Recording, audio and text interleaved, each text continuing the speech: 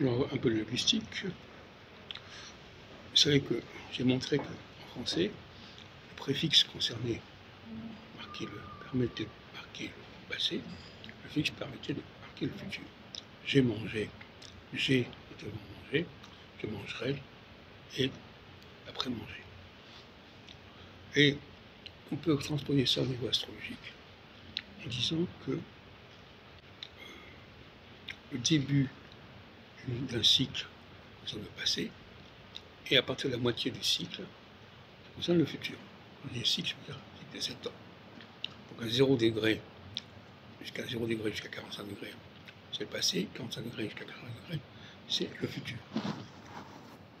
Actuellement, nous sommes dans une phase 45 degrés, puisque sur de 0 degré, puisque Saturne passe à 0 bélier. Donc ça concerne la question du passé. C'est-à-dire que les gens qui ont un passé puissant, sont reconnus, sont demandés. Inversement, en phase 45, ce sont les gens qui n'ont pas de passé qui sont préférés.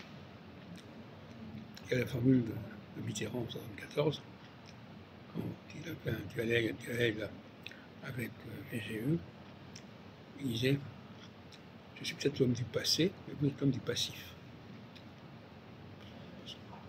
Et donc, il faut s'attendre à ce qu'en phase 0, comme actuellement, on tienne davantage compte du passé.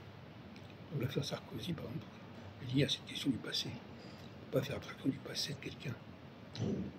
Or, comme l'action s'est engagée en phase 45, et après on a débarqué en phase 0, il y a une confusion à ce niveau-là, il y a un malentendu.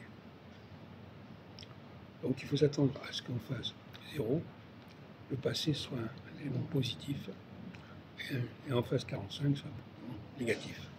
Inversement, la nouveauté en phase 0 n'est pas valorisée, en phase 45, elle est valorisée.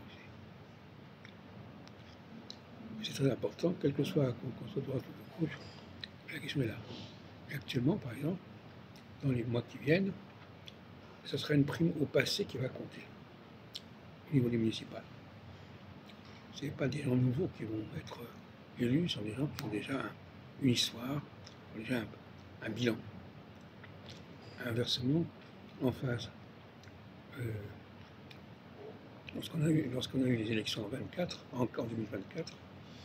eh bien on était en phase 45 et on